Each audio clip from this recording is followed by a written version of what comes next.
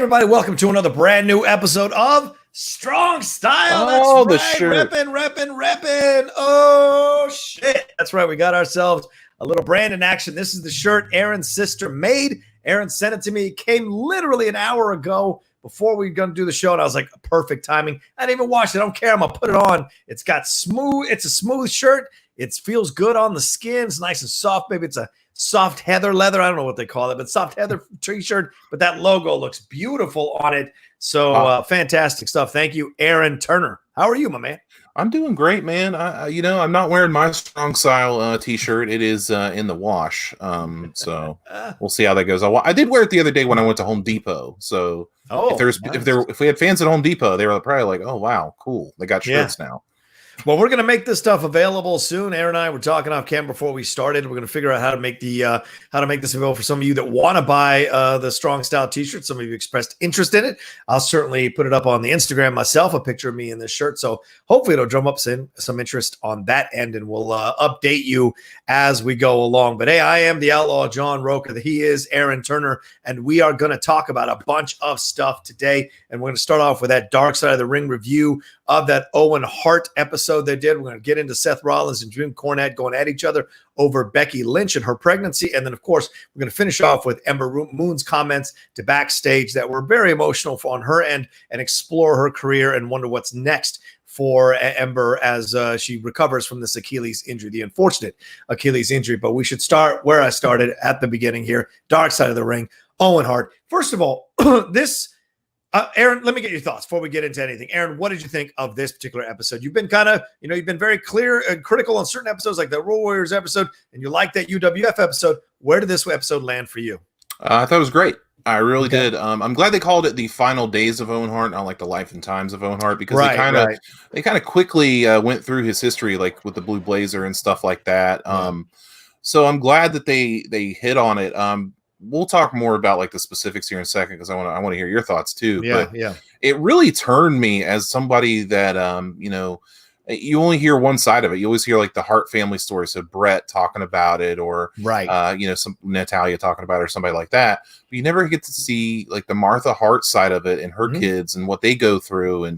And wow, it was a real eye opener for me personally. Yeah, me too. I think so too. I really enjoyed it. And the thing is, I didn't know that much about Owen Hart other than my experience with him as, part of the Nation, right? The Nugget. I'm not a Nugget. I remember that kind of stuff. And I remember him teaming with Brett, but that was like at the tail end of me watching WWE. As soon as Hogan left, I rarely watched WWE until they came back with the Attitude Era. So I missed a large portion of Owen Hart's ascendancy. That being said, I did catch the tail end of it, and getting to see him, as I said, be part of the Nation. I'd seen the old clips of him teaming with Bret Hart or going against Bret Hart. I haven't watched, I don't think I remember seeing any of those matches between him and Bret Hart, but I've seen the clips of them, scenes from them. They're pretty incredible from what I saw.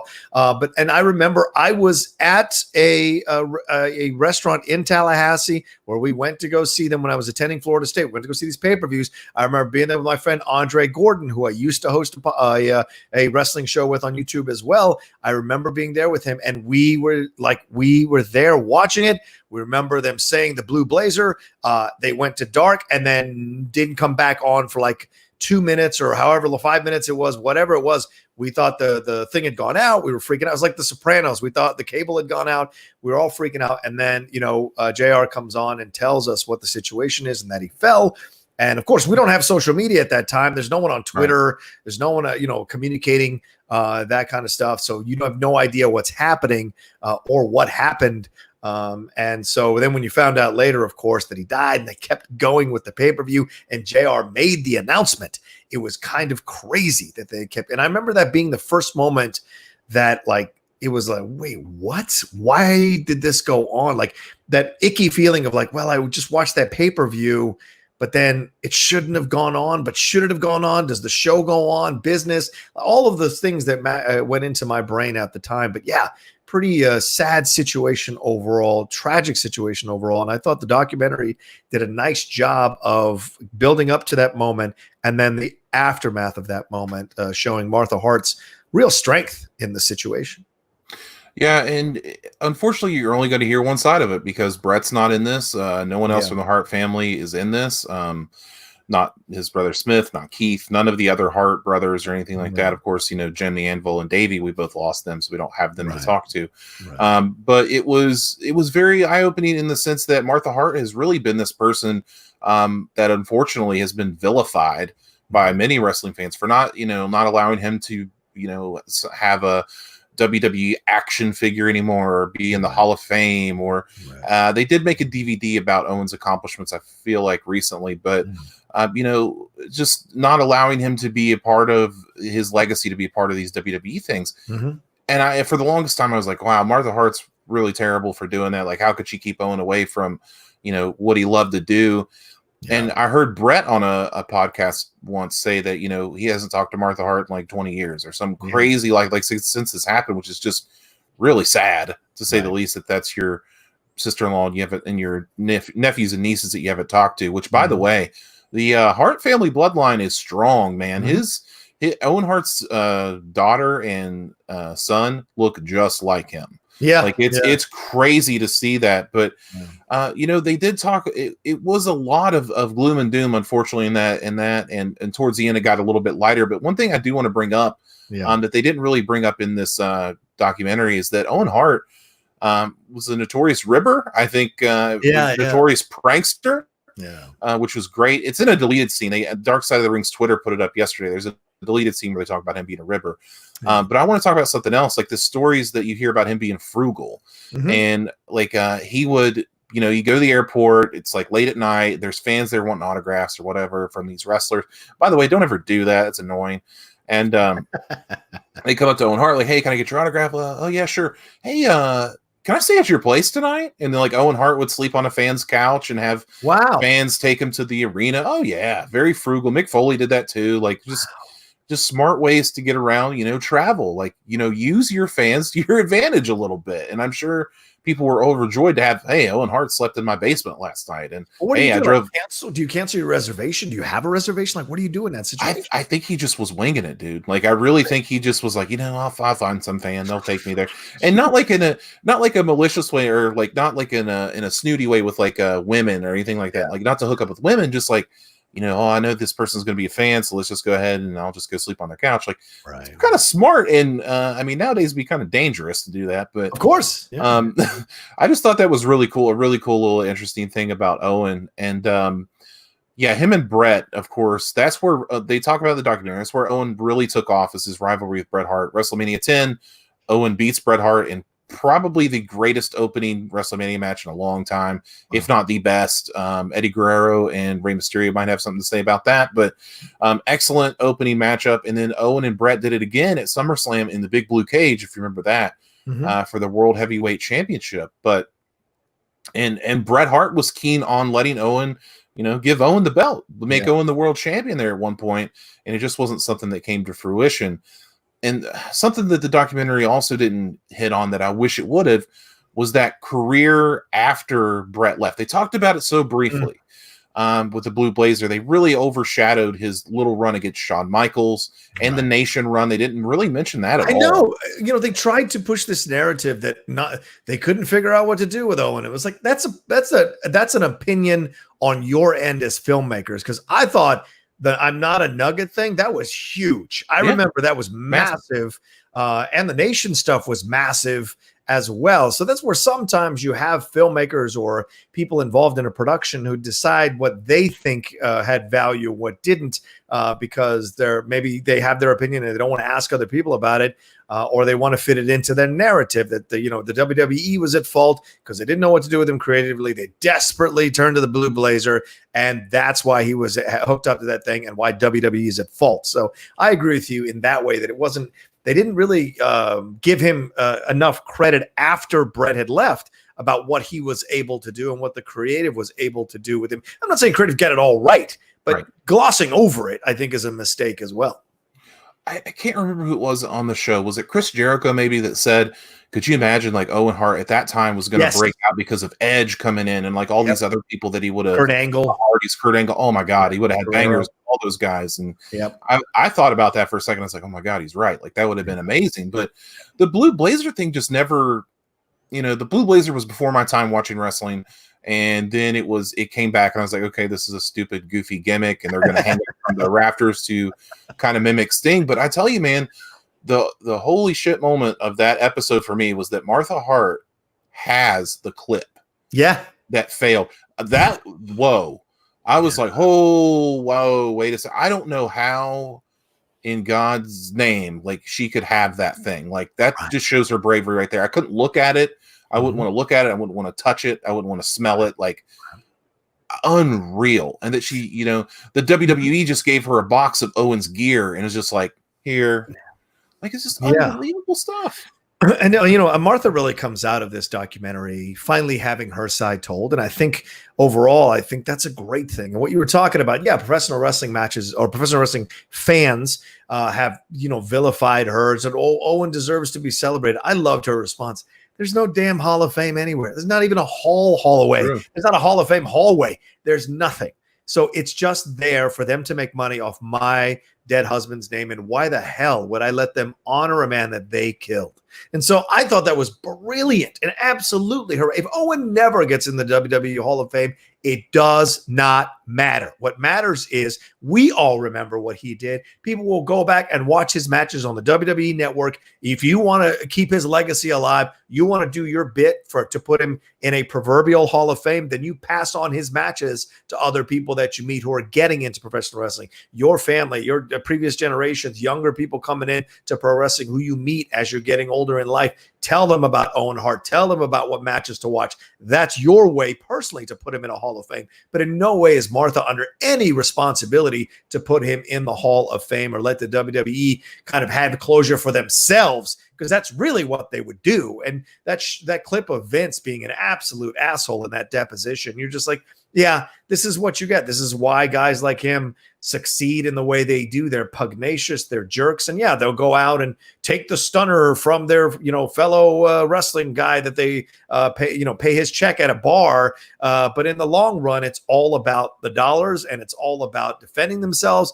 And instead of admitting wrong, you're just pugnacious and you're an asshole. I mean, you saw how he smacked the clipboard out of Bob Costas' hand. You saw how he got Dr. D to slap, in essence, John, whatever his name is, John Stossel. So you see that this is a pattern. This is a trend of Vince, and Vince is only more powerful than he's as powerful as he's ever been now with the company and whatever. And he's trying to buy the XFL, doing these shady tactics by suing Oliver Luck and trying to buy the XFL. So it's no surprise that he would try to get out of this thing. But in the long run, $18 million settlement, man. I mean, all you had to do was check that fucking clip and you wouldn't be out $18 million, but he didn't check it and he's out $18 million. So it just goes to prove, they're just like a car and they're like a auto manufacturer. They're like, well, what's the cost versus, benefit analysis here by keeping this part in the car? How much can I ultimately get sued for? Oh, it's less than the profit, then screw it. I'm just going to let it be in there. So you see all that. And it's the same thing that happened here in the clip. You're right, man. The clip was kind of mind blowing that she still has it, man.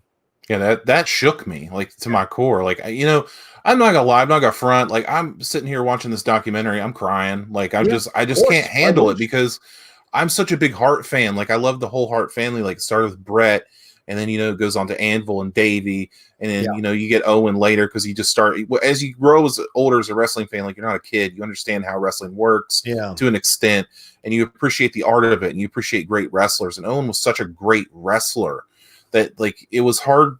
It's hard every moment to see something that he's in for me, and I'm just sitting there watching this documentary, and then you got Jim Cornette on there, who we'll talk about later in a different way, but.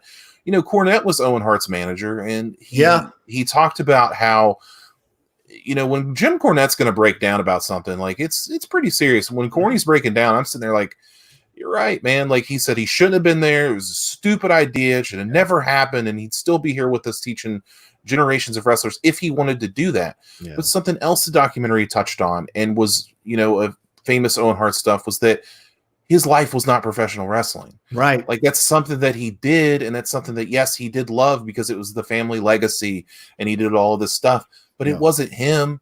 All he wanted to do was get enough money to go live with his family and stay with his family and have the white picket fence and the dog and the kids running around in the front yard sipping lemonade with his wife until they grow old at the retirement home. That's all he ever wanted, man. And it just absolutely kills me that he lost his life over a faulty latch, whatever you want to call it, whatever happened. Oh man, it kills me. And referee Jimmy Corderas is in this documentary, and he's talking about when he's in the ring when Owen falls. Yeah. And, they say when Owen's falling, they say, look out, because Owen didn't want to fall on anybody and hurt them. And that's just, he knew he was done.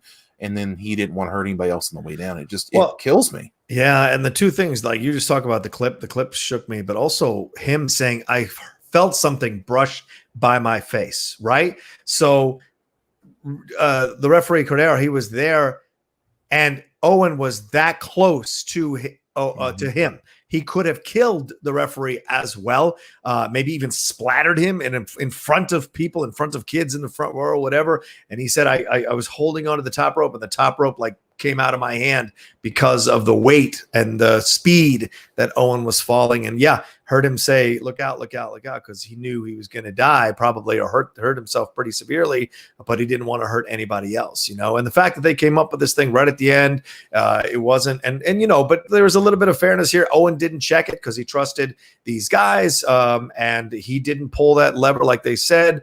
He didn't pull that thing. There was no evidence that he pulled that thing that would have let him fall that far. So all of it seems to come back to the situation where better people should have been in a situation like that to make sure he was taken care of.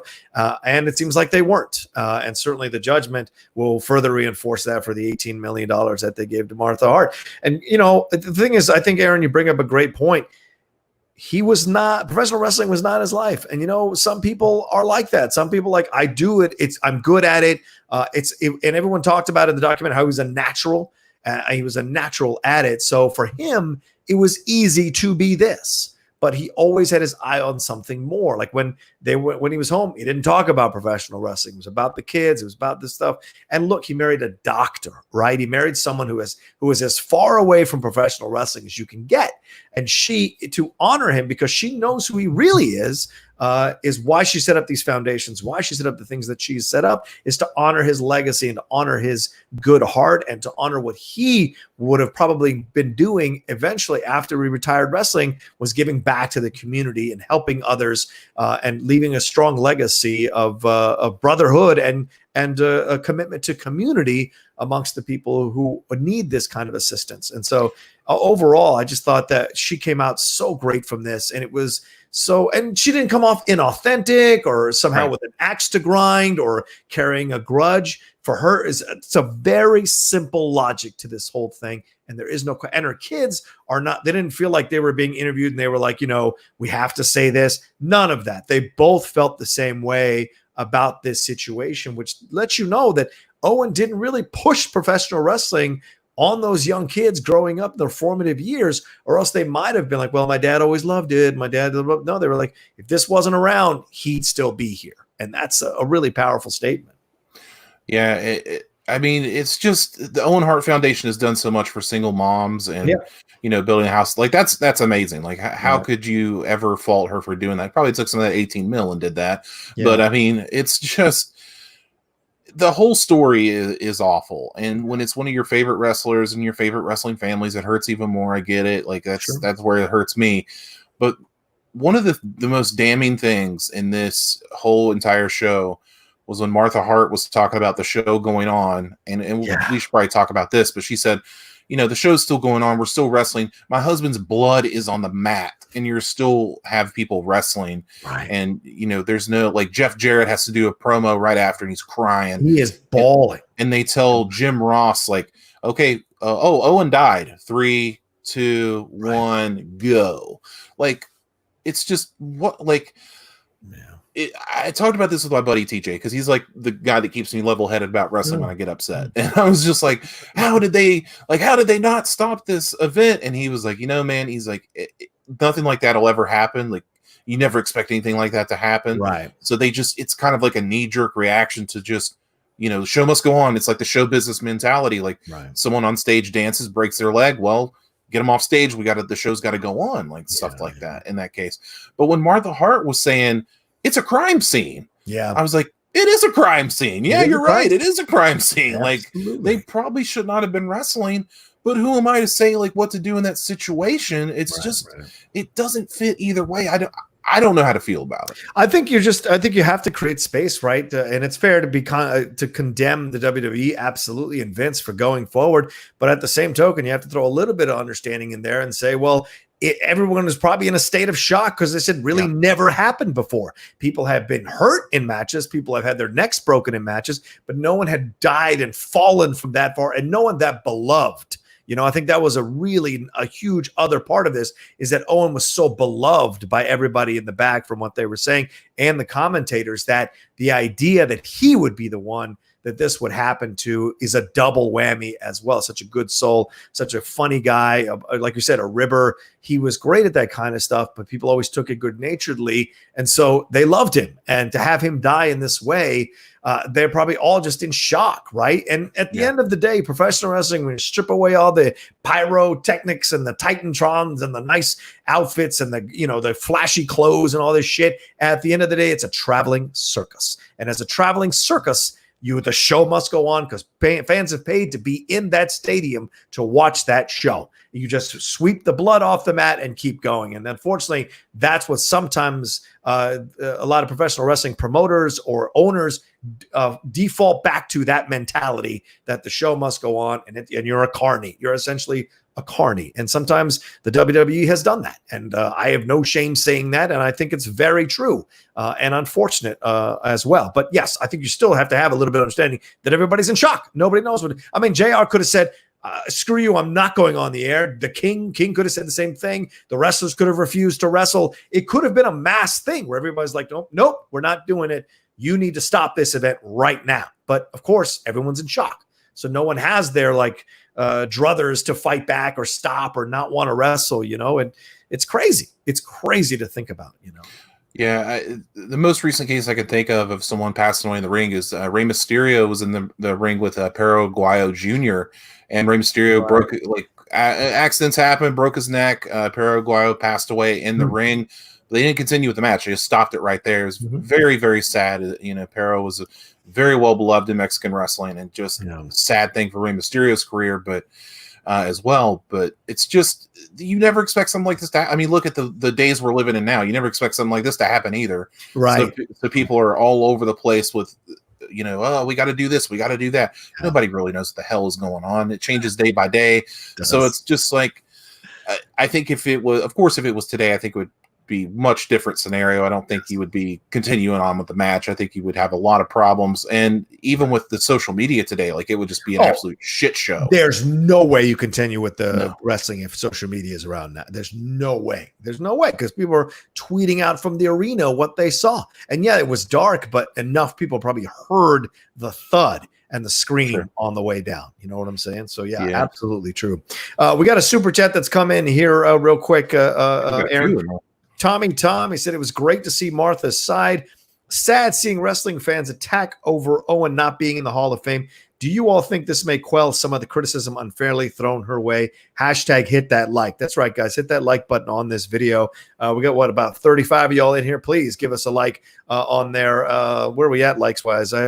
It's a weird thing in YouTube today. I have to refresh it every single time to see how many likes we've got on this thing. But yeah, 16. Guys, get us up to above 35, for God's sakes. If you're watching this, give us some love here. What do you think, Aaron? Do you think this documentary, if more wrestling fans watch it, will kind of quell some of the criticism? Real quick, Brad Gilmore earlier a few weeks ago asked, why are we doing this Dark Side of the Ring? Why do we need to see the underside of wrestling? Well, here's the answer. Just for this episode alone.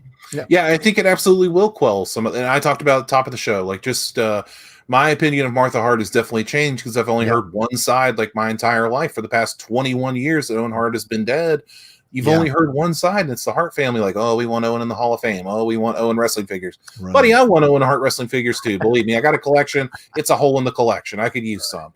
But it's fine because, like you said, the WWE Hall of Fame doesn't exist. It's not a thing. It's not a physical thing. in your brain, in my brain, we all know Owen Hart's a Hall of Famer, so it doesn't have to be validated by some ring you get from Jostens that costs $250. Shout out to Jostens just in case they want to be a sponsor down the road. But I'm just saying, like, you get a class ring for $250 and now you're a Hall of Famer. Yeah. I get it. And for some guys, for some wrestlers, some guys and girls, it's going to be their only validation in the wrestling business. I think somebody like Brutus the Barber Beefcake probably is the only validation in the wrestling business. Is he a Hall of Famer in my eyes? No, he's not. Right. I mean, same thing with like Mark Henry. Is Mark Henry a Hall of Famer in my eyes? Absolutely not. Yeah. And it's just these different.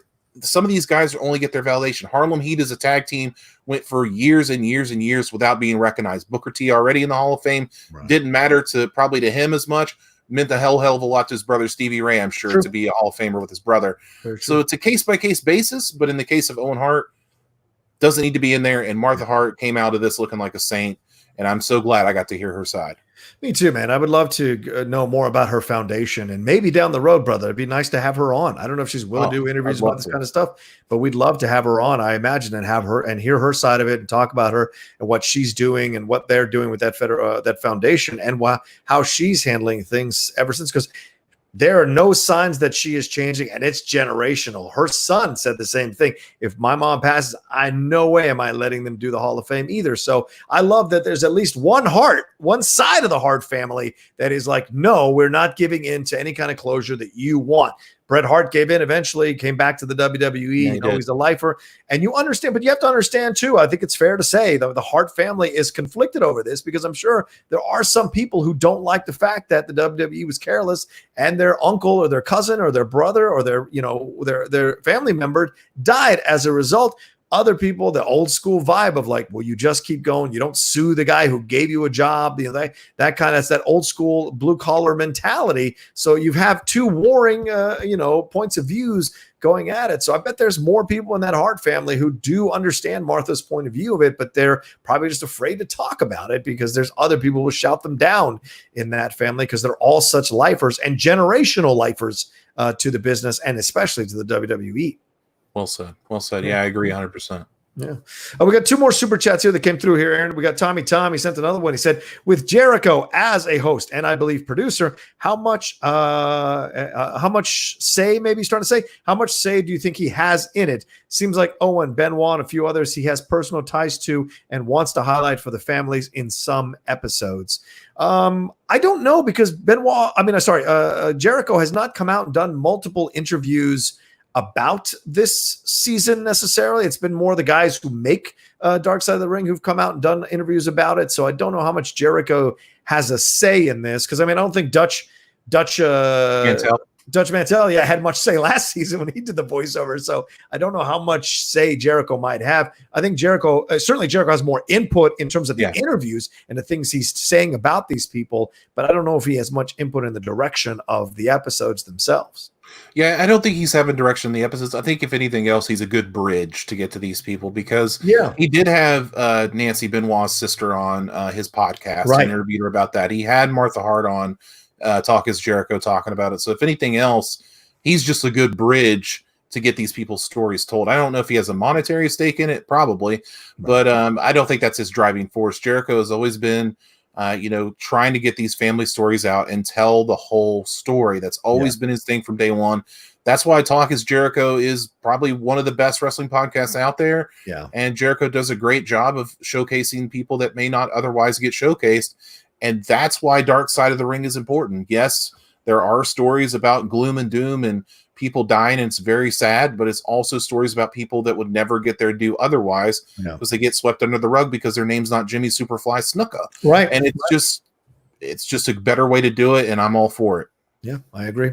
One more here from Dodger Ryan. He said, hey, John and Aaron, another great match of Owen was the Hart Dungeon match versus Ken Shamrock. Hilarious spot was when Ken's head broke the ceiling. Classic stuff. I don't know if I ever saw that one. Owen Hart versus Ken Shamrock in a dungeon. Is that what it was? Oh, yeah, the Hart family dungeon. If you notice in the Dark Side of the Ring, he's wearing that Lion's Den shirt Owen Hart was in one video, so I thought that was pretty cool. Nice little callback there. Yeah, we could talk about Ken Shamrock in a whole other episode. I could talk a whole episode about Ken Shamrock and how he should have been WWE Heavyweight Champion, but we'll save that for another time because Ken Shamrock's 100 times better than Ronda Rousey was in the ring. That's not a knock. I'm just saying. That is a knock. But yes, classic stuff. Love that kind of stuff. Own up to your knock, Aaron. That's a total knock. Hold on. I love Ronda. Let me hit some of these comments that aren't super chats. I thought some people had some tough things or strong things to say. A lot of people saying, Rocha, you got to watch that that WrestleMania 10 match. I absolutely will put it on after we're done with this show. Ed Haskell says that Owen DVD is not good. It's meh. Okay. Barely has any of his great matches. No photos. I watched an interview with Brett yesterday from 4 to 5 years ago. Brett said Owen's wife won't let WWE use many of Owen's matches, can't use childhood photos and more. Brett also said the questions he was asked in the interview for it were BS questions, couldn't answer in certain ways and more. All right. Sounds about right. That makes sense. Let's see. Becky Lynch's match is that WrestleMania. Her favorite match is that WrestleMania match, WrestleMania 10, between Owen and there. And here's Joe Self. He said, I was there live the night Owen Hart died. They didn't announce to the live crowd that he had passed away. I didn't find out until I got home that night. Yeah, Aaron, we heard my experience of it. Were you watching when it happened? What were you doing, or did you hear about it later? No, I mean, this is 1999, so I'm 13 years old. I don't know what I was doing, Little League game or something. I don't know what I was doing. You weren't a massive wrestling fan at that 13. Well, I was. Dude, I can't afford pay-per-views. Like, like my dad built railroad cars, man. We couldn't be affording pay-per-views like that. But fair enough, Aaron. Fair enough. But yeah, I mean, I'm sure I heard about it the next day or later that night, or through the whispers of the grapevine at elementary school or middle school the next day. Someone say, "Hey, Owen Hart died." Like, what are you talking about? Yeah. And yeah, that's probably how I heard about it, I'd imagine. Well, that's why we went to watch him at the at that restaurant, because we didn't have to pay to go in. We just had to buy food and drinks, but we didn't have to pay for the pay-per-view. They did it. Tommy Thompson says, mad props to Martha, such an amazing woman, and the entire family, her side of the family, I think is what we're talking about. I thought Jericho said on some other doc, the thought was the clip wasn't effective, but Owen's father, Boa, got caught in the latch. Feather Boa, right. Feather Boa got caught in the latch. Owen probably pulled the boa, which unlocked the latch. Is that what you've heard that before? I have not heard that, but it wouldn't surprise me if that happened. I mean, who knows? Right. Who knows what happened? Right. I agree. But one more thing I do want to bring up. Definitely, man. This is a little bit of an addendum. Allegedly, there is a tape in the WWE archives that does have the video of Owen Hart falling to his death. Allegedly, for litigation purposes, of course, right? And allegedly, it's labeled "Do not copy, do not delete, and do not view." So that's alleged. Now that has never been confirmed, but there's a few tapes like that apparently that exist in the WWE library. Do not delete, do not copy, and do not view. So just keep that out there. Well, Jay said you didn't have to rely on your dad. You could ask your mother to order the pay-per-view. Well, my mom was a nice lady, but we don't have to talk about that. That dark side of my childhood. I don't think we need to talk about that. Best line from the dungeon match was Jerry Lawler saying he hit a dumbbell with a dumbbell. The king, man.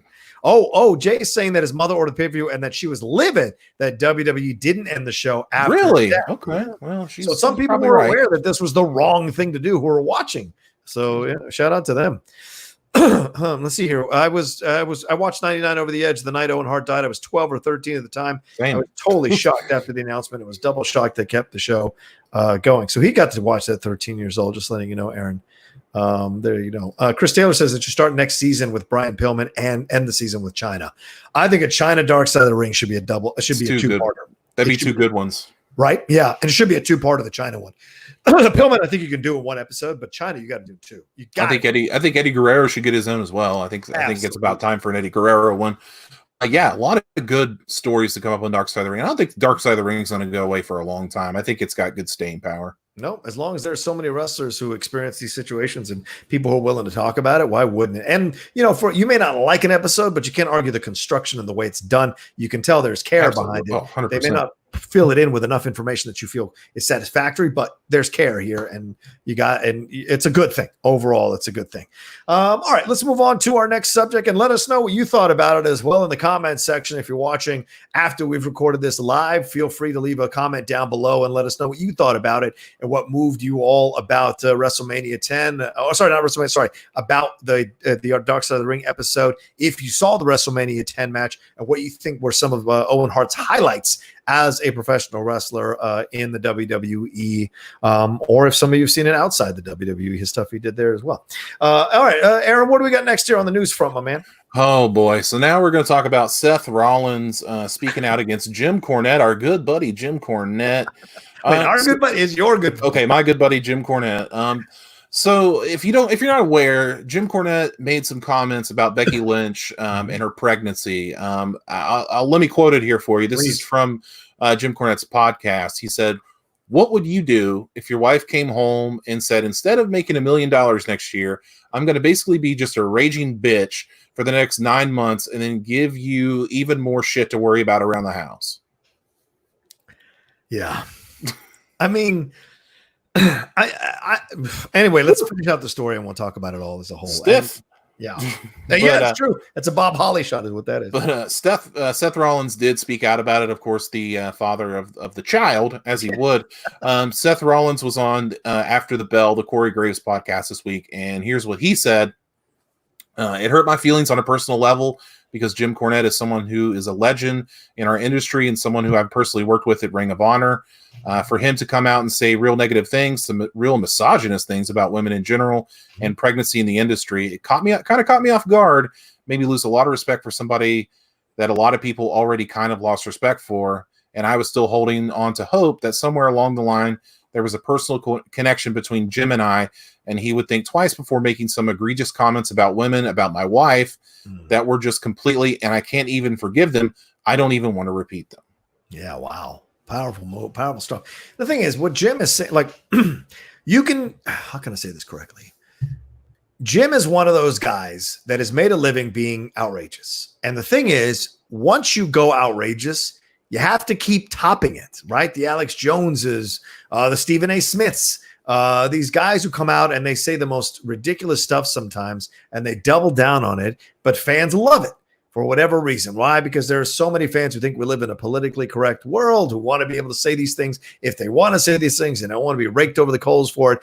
Cornette's one of those guys. Now, that being said, I love Cornette on Dark Side of the Ring. I think he's essential for every episode they do. He's got incredible points of views. He's very eloquent about them, and he's funny to watch, and he's interesting to watch and engaging to watch. And certainly, as Aaron mentioned earlier, seeing him tear up about Owen got me.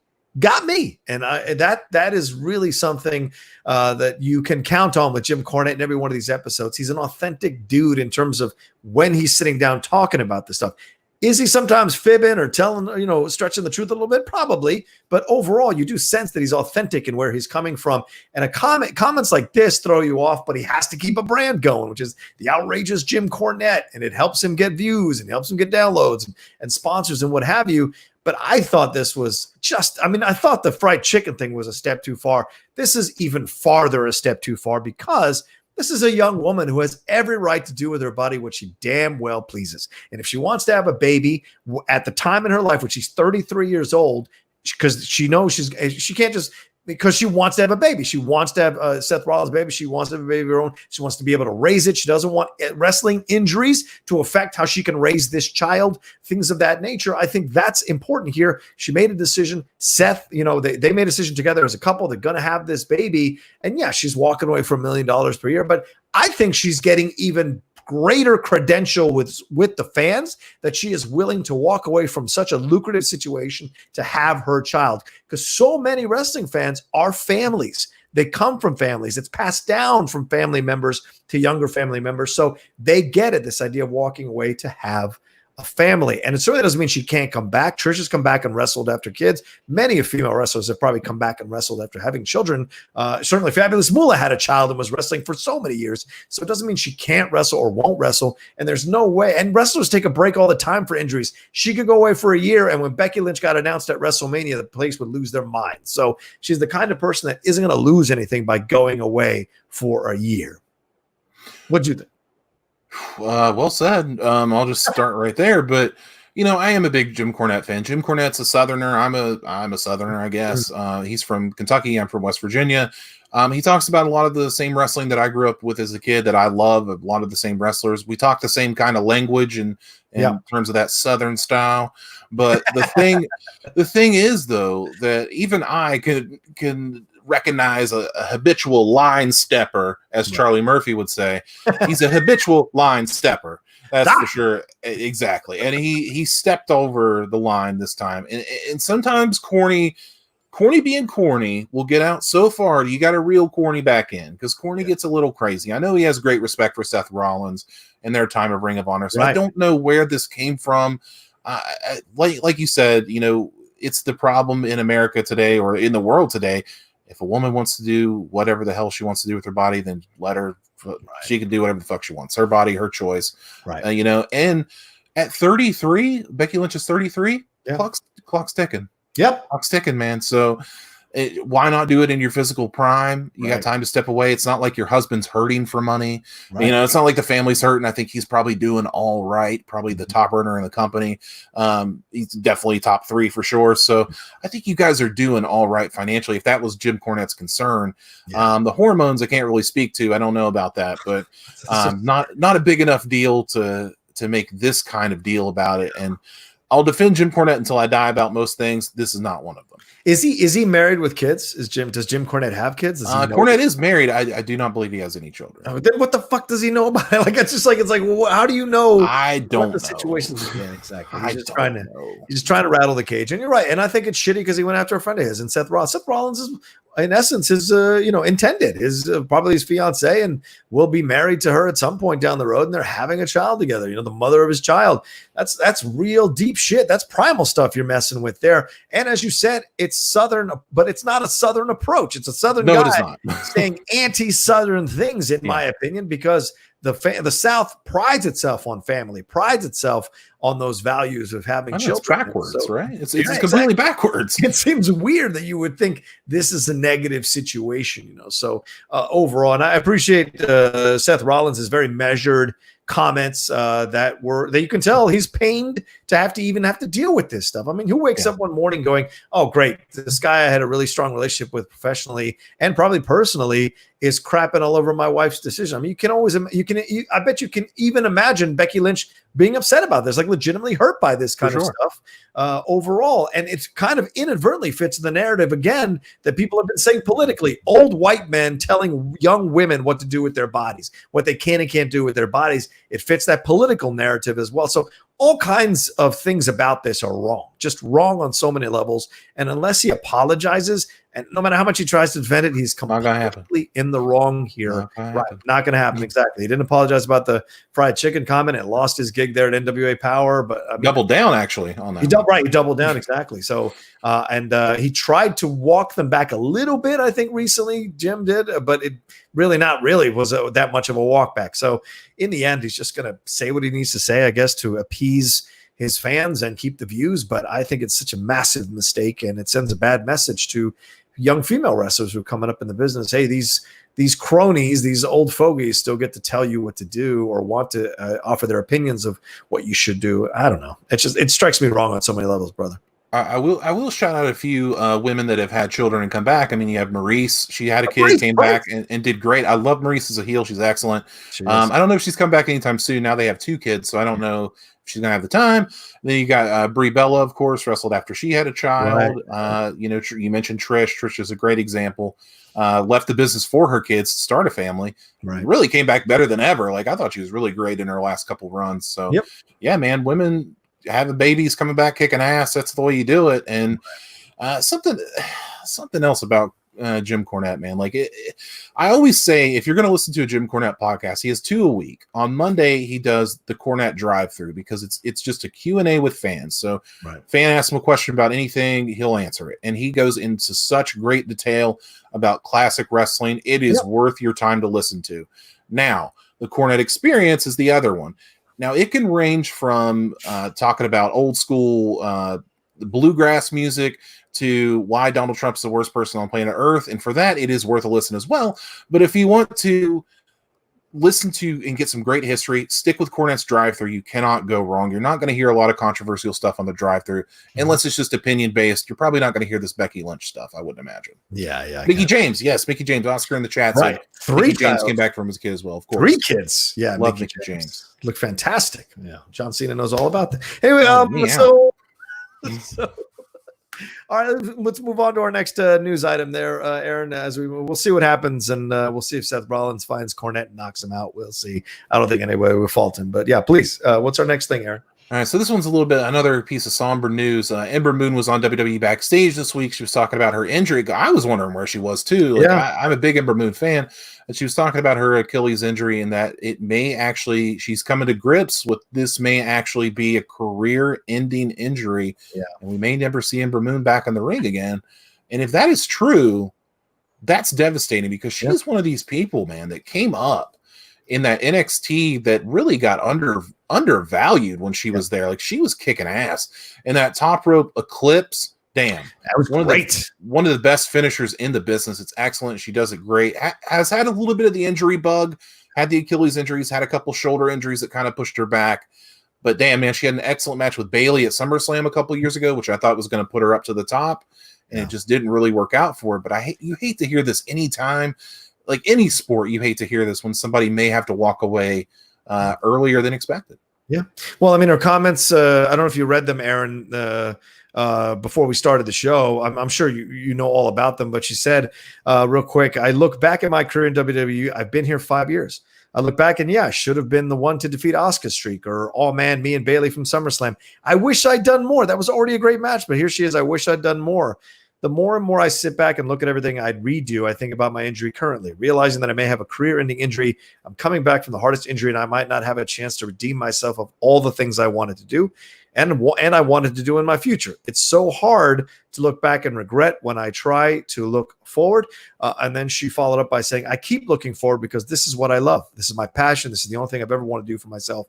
And I want that opportunity to not look back, but to look forward and be better than ever before. It's so hard to look back. I'm going to prove you guys that I'm worth redeeming those mistakes and those regrets. It's just going to be a while before I do so. So, strong comments, not necessarily walking away. She's going to try to rehab this thing and see where she's at. But this could be an Andrew Luck situation, right? Where what's the point? It's too exhausting to keep rehabbing these injuries. I've made my money. I'm still young. Let me go find out what else I can do with my life, And so certainly there might be opportunities there for Ember to become a trainer or to move on to a completely different career, as Trish did starting her yoga business. There's possibilities for a young woman like her who's determined and driven and has climbed the ranks to achieve a certain status and a certain level. And I agree. Once again, WWE creative messing up another black wrestler's run, another black wrestler's storylines, in my opinion. She should have absolutely won those belts. She should have totally beaten Asuka at some point. She should have been established way more than she was. They introduced her well, but then once again, they kind of blew it in giving her storylines and some of these matches. And she's a young talent, a high-flying talent. And the injuries probably stopped some of those runs from fully being realized, but she's an incredible athlete. Naomi's another one, like two female black wrestlers. They just keep dropping the ball in how to book them, but somehow they can figure out Bayley. Somehow they can figure out Charlotte. They can figure out Becky. They can figure out all these other white women. You got to be able to figure out black wrestlers as well, for God's sakes, and give them a little bit of the same run that you're giving the white wrestlers. So to me, it's just unfortunate because Ember's an incredible athlete, dude. Yeah, no doubt about it. I mean, her and Asuka in NXT had some bangers, man. There's no doubt about that. And, she beat Shayna Baszler when Shayna Baszler was just getting really started in NXT. And I think that's kind of what did her in. Is the people in NXT saw Shayna Baszler and they're like, all right, well, we got Ember Moon as champion, but we really like Shayna Baszler. So let's get Shayna there and let's go ahead and take Ember and move her up to the main roster.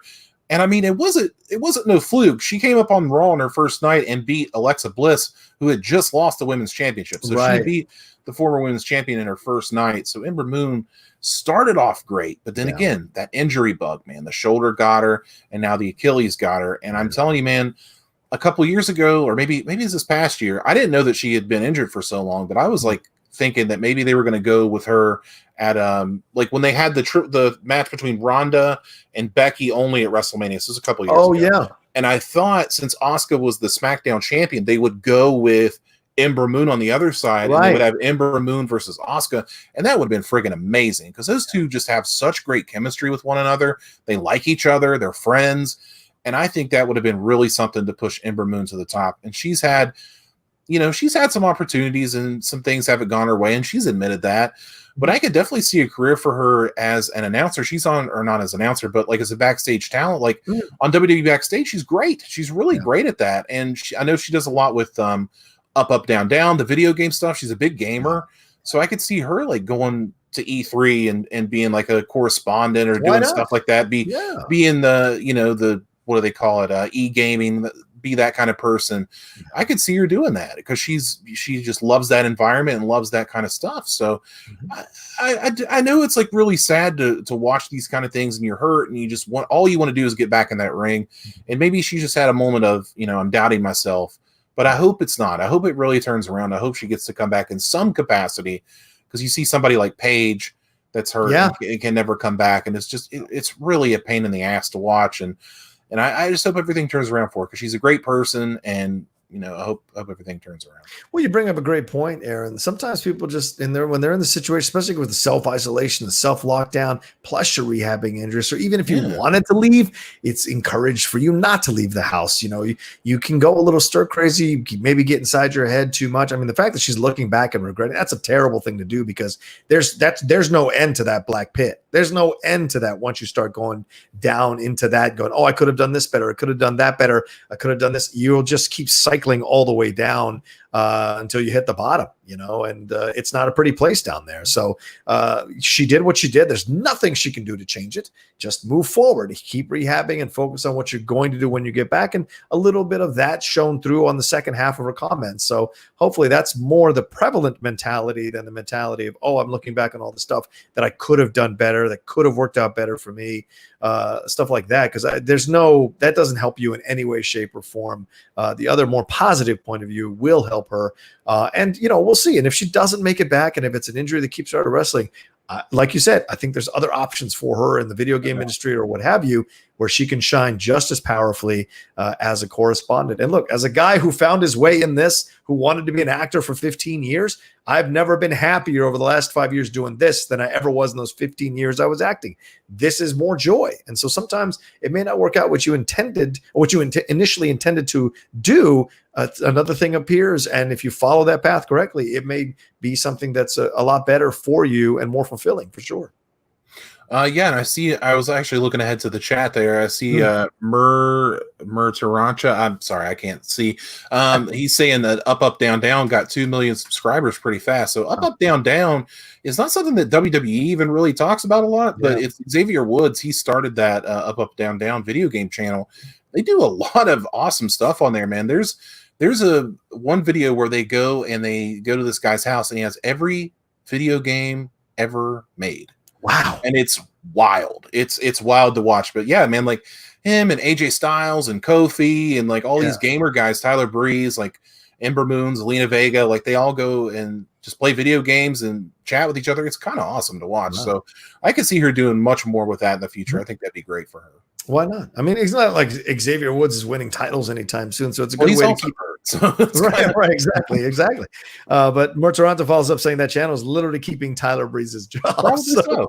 Probably so. Do what you got to do in that situation. So we send the best out to Ember, and hope she comes back as a wrestler. And if she doesn't come back, we hope a path opens up to her that brings her nothing but happiness, because she deserves it. She's a great talent, and if you watch her in Tough Enough and how she had to fight through everything to get to where she got to, you got to give her nothing but love. This could be a Derrick Rose situation where just too many injuries and you just kind of have to adjust your game if you want to stay in it, or just take a break and just go and figure out something else to do. We'll see for sure.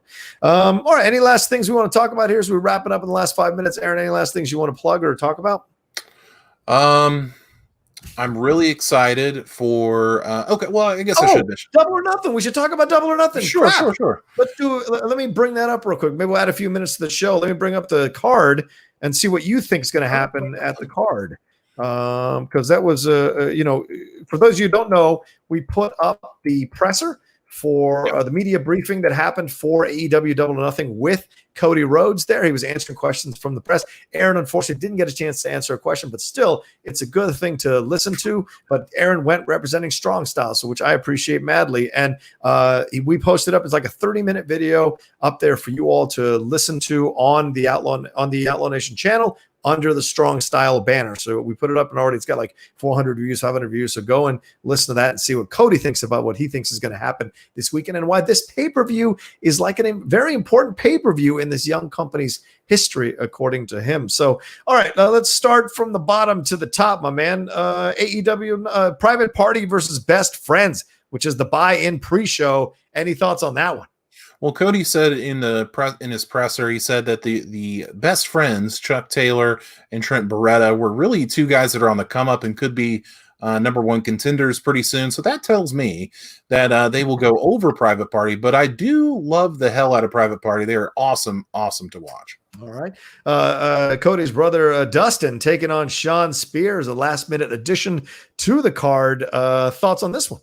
The chairman, Sean Spears, who I really have not liked since he came to AEW. Now I kind of like him. I like what he's doing. The former Ty Dillinger, married to one half of the Iconics, Peyton Royce. Not going to be mad about that. Oh. Yes, sir. And going up against Dustin Rhodes. I mean, Dustin is better than ever doing the DDP yoga thing. I actually think Sean Spears is going to get a victory here. I think that it's long overdue for him to make some kind of run. He had the thing with Cody last year that really, really didn't take off like it should have. So I think he'll get a big statement win here. Okay. All right. Now, Britt Baker taking on Chris Statlander. Baker locked Statlander in the lockjaw outside the ring during a four-way match on May 13th. With these ladies, Baker upped the attack by refusing to release the hold after the match, which led to this bout. Who you got in this one?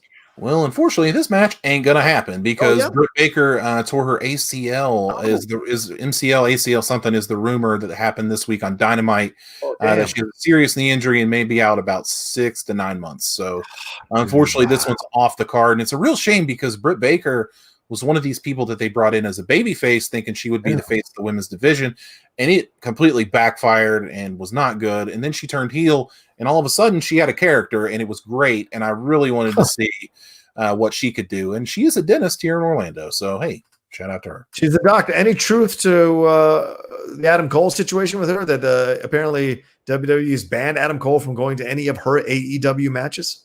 That would be funny. I don't think that's true. I mean, he's probably not going to Dynamite tapings when there's like nobody there, but I'm sure she was in the crowd at TakeOver and they showed her on camera at NXT TakeOver. So I'm sure that's not true. Yeah. All right. Sure. Does this affect Chris Statlander and a little bit of her run as well? Like where she's kind of lost in no man's land a little bit, right? Yeah, she's been on a great run too. I've really liked seeing what she's done, trained by the late cut of Kurt Hawkins from the WWE. So comes from that school, the same school that produced MJF as well. So she's been on a bit of a run. I don't know what is in the cards for her, but it's a shame this could have been a premier match on this card, but not to be. Any chance they throw her into this? Then we'll move on to that, the AEW Women's Championship. I mean, Nyla Rose versus Hikaru Shida, no DQ. Any chance she comes in somehow and chooses sides and affects the match? Is it kind of giving her a new storyline to play with? I don't know. She's had her chances at the AEW Women's title so far, but I think they're leaning on Shida pretty hard. They like what she's doing. They like she has a real wholesome image, and they like that. But Nyla Rose is this beast that comes in there. She's like the Brock Lesnar of the women's division, coming in and kicking everybody's ass. Right. Very similar to Nia Jax in that sense. A little less dangerous. But I think Nyla Rose is going to take. Yeah, you like that. I think Nyla Rose is going to take this. No problem. Okay, but you don't think Statlander will find her way? No. I think she's just going to be okay. MJF versus your boy MJF versus Jungle Boy. Finally, MJF can stop. Walking around with his scarf and actually get in the damn ring after all these injuries have finally come to kind of gotten healed here. What do you think about this one? I think it's going to be a great match. I think what's going to happen is Jungle Boy is going to make you think that he's going to beat MJF, but at the last minute, that son of a bitch MJF is going to pull some kind of dirty tactic and win the match, as he should, because he's a dick heel, as he should. Okay.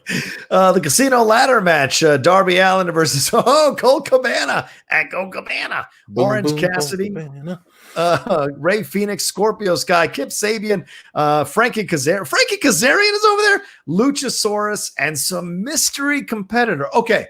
Who wins this, and who is the mystery competitor, and how the hell can they put all those people in one AEW ring, for God's sakes? I don't know. It's going to be crazy. The mystery person, I don't know, because Rey Fenix is also hurt, so I don't. But he may be good to go. So I don't know if they'll need to replace Phoenix as well. I mean, I'm thinking a lot of people are thinking it's some kind of WWE cast off. Could it be Drew Gulak, whose contract just recently ran out? Could be. Could it be Brian Cage, who has been rumored to be with AEW? Could be. I honestly have no clue, but I tell you who I want to win this ladder match. Scorpio Sky. Because Scorpio Sky, I think, has top main eventer potential. He had a match with Chris Jericho for the AEW World title a couple months ago, and it was great. He did a great promo against Chris Jericho. He's a believable guy, and he's a good-looking guy, great bod, great springy moves in the ring, looks great. Looks like $1 million. He's, he's a black man. We need more of those on top for sure. And he's a guy that could really be the face of that company. And so I want Scorpio Sky to kick some ass. Okay. CBS is predicting Rey Fenix, but Scorpio Sky, let it be. Because the winner gets a shot at the AEW World title. So I'm hoping Scorpio Sky is that guy. All right. Stadium Stampede match here. Matt Hardy and the Elite versus the Inner Circle. This was supposed to happen, I guess, before the pandemic situation went down during Dynamite in New Jersey, and now it's back on the card. Thoughts on this one? Yeah, this was supposed to be a blood and guts match, also known as the War Games match in WWE. But yeah, Matt Hardy comes in, hasn't won a match on TV for like 3 years, which is wild. When I saw that stat, that's pretty crazy. Gets up here with Kenny Omega and Hangman Page and all these guys, and now they're going against the Inner Circle. I tend to think that the Inner Circle is going to take it, just because I feel like the Elite's been really getting over the Inner Circle lately. Jericho and his gang. So I think that Jericho is going to pull, and his guys are going to pull this one out over the Elite. Okay. All right. Don't you ever doubt me. AEW TNT Championship here. We got Cody Rhodes versus Lance Archer. Cody teased in the media briefing that he thinks this match is going to really tear the house down. So what do you think is going to happen?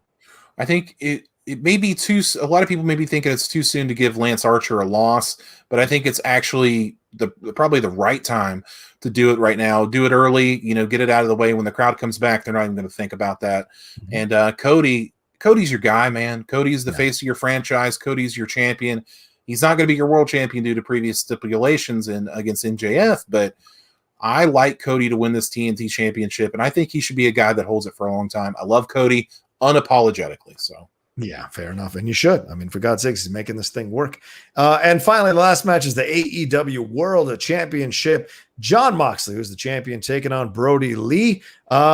Interesting stuff here, between a lot of history here, and what was happening with Moxley and his relationships with the Inner Circle, now taking on Brody Lee. What do you got here? Yeah, so you got the leader of the Dark Order in Mr. Brody Lee, formerly Luke Harper of WWE, and Jon Moxley, the World Heavyweight Champion. I think it's just too early for Jon Moxley to lose the strap after he pretty much just won it. I think he's had one title defense against Jake Hager. So I think it's a little too early for him to lose that title. I think Jon Moxley is somebody they want to ride for a long time. They got a lot going in him, a lot of merch, a lot of time invested in Jon Moxley. So I think he'll keep it rolling here. Boom, boom. All right. Well, there you go. That's your predictions for this weekend's AEW Double or Nothing, All Elite Wrestling Double or Nothing, happening this weekend on Sunday night. Don't forget to listen to that presser, the media briefing that we put up on here on the Outlaw Nation under the Strong Style banner, and give it some love. Just one last check to make sure we haven't missed any Streamlabs or Super Tests before we wrap this thing up. We did not. All right. Well, thank you all so much. Please subscribe below to the Outlaw Nation channel. Get us marching towards 15,000 subscribers and moving towards 20,000 right after that, as much as you can. Aaron, where can they find you and everything you're doing, my man? You can find me on Twitter at only Aaron Turner, where I will be talking about and buying wrestling figures. That's me. Nice. You can always follow me at The Rocha Says on Twitter and on Instagram. See everything I got going on as well. And please remember, I'm on Twitch now, The Outlaw Nation, all one word, lowercase. I'll be doing a lot more Twitch coming up. And also I'll be on Facebook Live a lot more on the Outlaw Nation Facebook group, which started 2 years ago, run by my friend Mike Shea. Please go and we became friends as soon as he started running it. But go and subscribe to that. We're looking for entrants for a new Schmodown reaction show that we want to do there on the Outlaw Nation Facebook page. and on YouTube. I will have no affiliate. I'm not producing it or on it or anything like that, but I thought it was a good idea to start one and have the guys put people in motion to make it happen. So if you've ever been interested about breaking down the Schmodown and talking about the Schmodown, especially if you've got pro wrestling experience and chops and knowledge of that, you should get involved with that and start talking and watching the Schmodown. Go and apply. I think it's deputymikeshea@gmail.com. Sounds familiar. Sounds familiar. All right, that's it. That's it. We're done. Thank you all so much for watching us live. My Friday is over. I'm going to go relax. Aaron, thanks again for joining me here live on every week on Strong Style. It's been a blast doing the show with you, my friend. Enjoy your weekend. Enjoy everything you got doing. And are you going to watch Double or Nothing? Are you watching it too? Yeah. I'm going to watch a Double or Nothing, and maybe I'll do a little live tweet about it. I'm sure we'll talk about it next week since nothing else is going on, for God's sake. Yeah, I'll find something. I'll find my way to watch it. That's for damn sure. I'll send you a link. That's right. All right, and I'm going to go off and watch that WrestleMania 10 match now with Bret Hart versus Owen Hart in honor of that man right up there. All right, take care, everybody. Have a great rest of your weekend, and we'll talk to you next week with another live episode of Strong Style here on the Outlaw Nation Network.